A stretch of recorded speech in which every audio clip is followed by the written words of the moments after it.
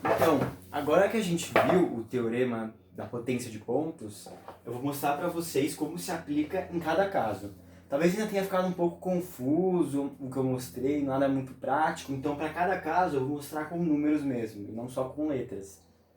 E só lembrando que o teorema da potência de pontos, basicamente é você pega um ponto de referência, você tem uma linha que corta uma circunferência, ou tem alguma relação com ela, seja de corda ou tangente, e para você descobrir a potência dessa reta em relação a um ponto de referência, você vai pegar a distância entre o ponto de referência e o primeiro ponto em que toca a circunferência, em que a reta toca a circunferência.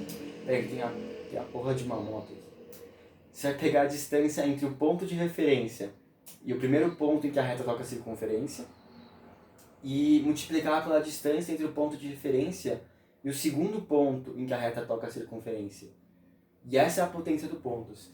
A mágica é que você pode pegar um mesmo ponto de referência e traçar duas retas com relações totalmente diferentes com a circunferência e o valor ser o mesmo, o valor numérico. Mas claro que às vezes você tem um x e alguma coisa que você quer descobrir. E é exatamente assim que a gente vai descobrir esse x. Lembrando que isso aqui ainda é uma teoria, tá? Estou mostrando de forma mais empírica. Mas é importante vocês assistirem os exercícios mesmos, que vai estar depois da teoria, porque eles são importantes para compreender mais ainda a matéria.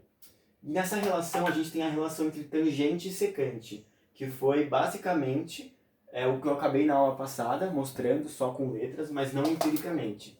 E lembrando então, como a gente vai descobrir o valor desse x, que está exatamente aqui.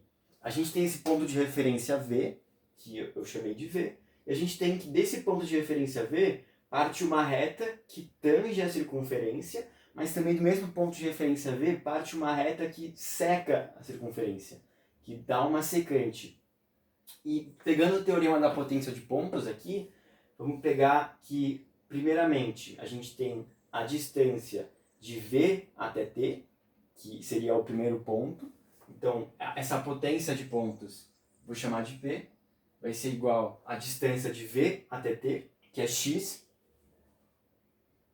Mas lembrando que na tangente, você só tem um ponto que toca a circunferência. É como se os dois pontos da secante ficassem exatamente no mesmo lugar. Então a gente vai pegar essa distância e multiplicar por ela mesma. Então a gente vai ter a distância entre VT, que é x, vai multiplicar pela distância entre VT, como se a gente pegasse duas vezes essa distância, mas multiplicando ela por ela mesma. Por isso que vai ficar ao quadrado, tá? Não vai ficar 2x, vai ficar duas vezes a distância. Vai ficar ao quadrado, porque você multiplicou uma coisa por ela mesma. Então vai ficar x ao quadrado. E agora a gente vai ter essa potência de... A gente já descobriu a potência da tangente em relação ao ponto de referência V. Agora, a gente vai descobrir a potência do ponto de referência V em relação à secante. Por que a gente vai descobrir isso? Porque a gente sabe que o valor numérico das duas é o mesmo. Mas como a gente tem números aqui, a gente vai acabar descobrindo o valor de x, fazendo as contas. Então, vamos pegar a distância entre V e A, que é igual a 6, e multiplicar pela distância entre V e B. E aqui que está um negócio importante, muito, muito importante mesmo. A distância entre V e B é o segundo ponto de referência. Mas a gente não vai multiplicar esse 6 por 18, pode ser o que estejam pensando. A gente vai pegar a distância total entre V e B. Então a gente tem a distância entre V e A, que é 6, vai multiplicar pela distância total entre V e B. A gente vai somar 18 com 6, que vai dar 24. Então vai ser 6 vezes 24. Então a gente sabe o seguinte, a gente sabe que x ao quadrado, por esse mesmo teorema, a gente sabe que x ao quadrado vai ser igual a 6 vezes 24. Eita, esse quadro saiu meio bugado. E agora a gente pode descobrir o valor de x. A gente pode tanto fazer separadamente, ou... Assim, eu vou fazer da forma que eu gosto. Eu gosto de separar os números em diferentes coisinhos. Então eu posso falar que x ao quadrado é igual a 2 vezes 3, que é igual a 6. que é igual a 8 vezes 3, que é igual a 24. Aqui, ó, a gente tem algumas coisas. A gente tem 2 vezes 3 vezes 8 vezes 3. Eu separei em vez de multiplicar e juntar em um número só, a minha forma de fazer é mais simples. Ou pelo menos eu acho, não sei. Eu separei, tipo, eu separei em números diferentes. Então ficou 2 vezes 3, que seria igual a 6, vezes 8 vezes 3, que é igual a 24. A gente pode juntar esse 3 com 3, vai ficar x ao quadrado, é igual a 3 vezes 3 daria 9, mas eu vou chamar de 3 ao quadrado.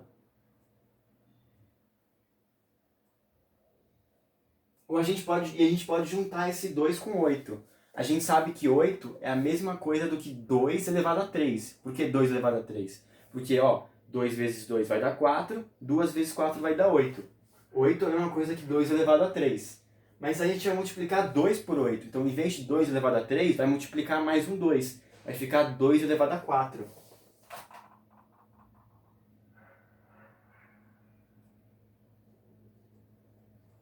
E por que eu fiz tudo isso? Porque eu sou preguiçoso, eu não queria multiplicar 6 vezes 24. Então eu peguei os números, eu tentei separar eles, eu juntei todos os 2 que eu podia e todos os 3 que eu podia. A gente chegou na conclusão de que x ao quadrado é igual a 3 ao quadrado vezes 2 à quarta. Quando a gente passar a raiz para o outro lado, a gente vai pegar todas as potências e cortar pela metade. Se fosse tipo raiz quadrada de 3 vezes 3, ou raiz quadrada de 9, é igual a 3. Raiz quadrada de 2 à quarta é igual a 2 ao quadrado. 2 à quarta é 16. Raiz quadrada de 16 é igual a 4. A gente sabe que x é igual a 12. Basicamente é isso para esse primeiro bagulho empírico.